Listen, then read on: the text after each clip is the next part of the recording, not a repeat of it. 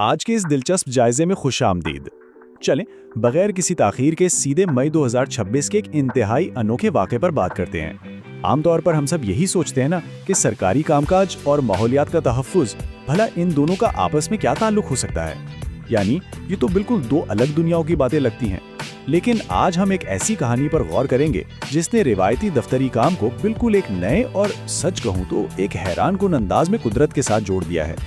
इस दिलचस्प कहानी को पूरी तरह समझने के लिए जरा सोचने की बात है कि आज के इस जदीद दौर में घर घर जाकर मरदमशुमारी का डेटा आखिर कैसे जमा किया जाता है। जाहिर है जहन में फौरन वही सरकारी एहलकार आते हैं जो गली मोहल्लों में मोटरसाइकिलों पर या फिर सरकारी गाड़ियों में सवार एक दरवाजे से दूसरे दरवाजे तक जाते हैं, ठीक है ना।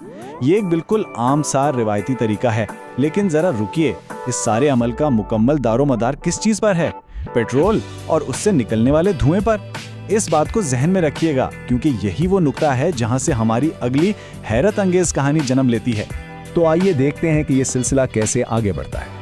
हिस्सा एक गैर मामूली मर्दमशुमारी करने वाला।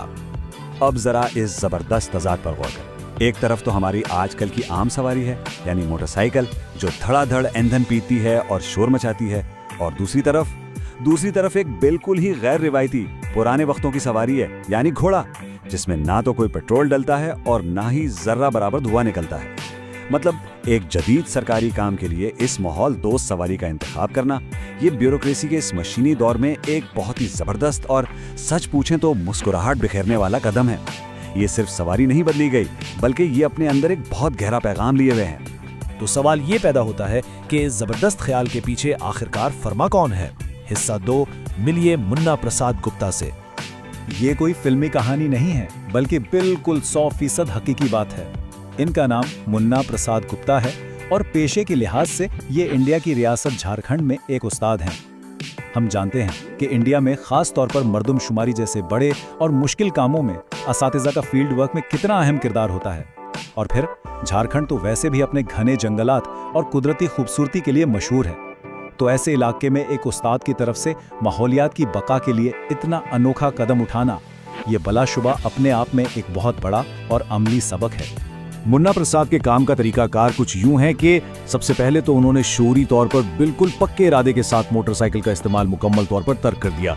उसकी बजाय वो बाकायदा घोड़े पर सवार होकर अपने इलाके में घर घर जाते हैं और अपना सरकारी फर्ज यानी मर्दमशुमारी का डेटा इकट्ठा करते हैं। जरा तसव्वुर करें उस मंजर का। ये कोई सस्ती शोहरत पाने का तरीका नहीं है, बल्कि एक इंतहाई संजीदा इंतजामी जिम्मेदारी को पूरा करने का एक ऐसा तख्लीकी और दिलचस्प अंदाज है जिसने बजा तौर पर हर किसी की तवज्जो अपनी तरफ खींच ली है।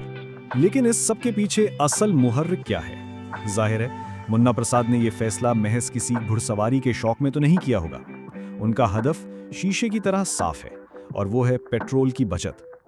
उन्होंने जानबूझकर सोचे समझे मंसूबे के तहत ईंधन से चलने वाली बाइक को छोड़कर घोड़े को चुना, ताकि तेजी से खत्म होते हुए कुदरती वसाइल और बढ़ती हुई आलूदगी के खिलाफ अपना एक छोटा सा ही सही मगर अहम किरदार अदा कर सकें। ये सीधा सीधा कार्बन के अखराज को कम करने की जानिब एक इंतहाई शानदार और अमली कदम है। और बस यहीं से ये एक आम सी खबर एक बहुत बड़े और वसी पैगाम में बदल जाती है। हिस्सा 3, माहौलियाती पैगाम। अब जो बात समझने वाली है वो ये है कि मुन्ना प्रसाद का ये इनफरादी अमल अब एक बहुत बड़ी अवामी तहरीक या यूं कह लें कि एक जबरदस्त अपील बन चुका है। इनका सीधा सा मगर इंतहाई ताकतवर पैगाम ये है कि अपनी निजी गाड़ियों के बजाय पब्लिक ट्रांसपोर्ट को तरजीह दें। बिल्कुल, वो बखूबी जानते हैं कि हर बंदा तो घर में घोड़ा नहीं पाल सकता ना, लेकिन हर इंसान अकेले कार या मोटरसाइकिल का धुआं उड़ाने के बजाय बसों या ट्रेनों का इस्तेमाल जरूर कर सकता है। ये हमारे माशरती रवैयों में तब्दीली लाने के लिए एक बहुत ही जबरदस्त और बरवक्त मुतालबा है। अगर गौर किया जाए तो ये छोटी सी मकामी खबर दरअसल आलमी सतह के बहुत बड़े और संगीन मौज़ूआत जैसे कुदरत का तहफ़्फ़ुज़ और माहौलियाती तब्दीली की बेहतरीन अक्कासी करती है। झारखंड की ये कहानी हमें याद दिलाती है कि भाई माहौलियाती मसाइल का हल सिर्फ बड़े बड़े मुल्कों की बैनुल अक़वामी कॉन्फ्रेंसों में नहीं छुपा होता, बल्कि ये आम शहरियों के रोजमर्रा फैसलों और उनके अनोखे इक़दामात में भी मौजूद होता है। सच तो ये है कि यही छोटे छोटे कदम मिलकर माशरे में एक बहुत बड़ी बेदारी पैदा करते हैं। और हाँ, ये कहानी इस बात का भी एक बेहतरीन सबूत है कि सहाफत किस तरह ऐसे अनोखे और छुपे हुए वाक़यात को पूरी दुनिया के सामने लाती है। इस शानदार रिपोर्टिंग का सहरा BBC न्यूज़ उर्दू के मोहम्मद सरताज आलम के सर जाता है, जबकि निशांत कुमार ने इसे अपने कैमरे की आंख में महफूज किया और देवाशीष कुमार ने इसकी बेहतरीन एडिटिंग की। इन सब की मेहनत की बदौलत ही ये शानदार कहानी आज के हमारे इस जायजे का हिस्सा बन सकी है। इस सारी दिलचस्प गुफ्तगू को समेटते हुए जहन में एक बड़ा ही गहरा सवाल उभरता है। मुन्ना प्रसाद ने तो पेट्रोल बचाने के लिए घोड़े का इंतखाब कर लिया, लेकिन हम सब बहैसियत आम शहरी अपने रोजमर्रा के सफर में कौन सी छोटी छोटी तब्दीलियां ला सकते हैं? क्या हम पब्लिक ट्रांसपोर्ट का ज्यादा इस्तेमाल कर सकते हैं, या कभी कभार साइकिल चला सकते हैं, या फिर दोस्तों के साथ कारपूलिंग ही कर लें?